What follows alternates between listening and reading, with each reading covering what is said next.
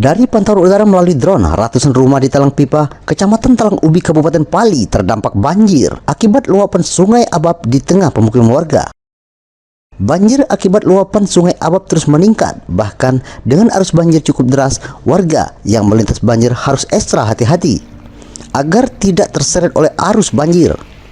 Warga mengaku cukup terganggu dengan banjir ini meskipun mereka sudah terbiasa mengingat daerah ini merupakan langganan banjir. Dari subuh ya? Airnya naik terus ya? Naik terus ya. Jadi terganggu itu? Ya. Ini biasa banjir apa? Ini luapan Sungai Abab. Ayo. Susah Pak dengan... Jadi dia takut tuh burungnya lagi itu. Kalau orang dalam ya takut lagi itu. Sementara itu, personil TNI dari Koramil 404 03 Talang Ubi ikut turun memantau dan membantu warga melintasi banjir. Jika intensitas hujan terus meningkat, banjir dipastikan juga makin berbahaya. Dari Pali, Bisrun Silpana iNews melaporkan.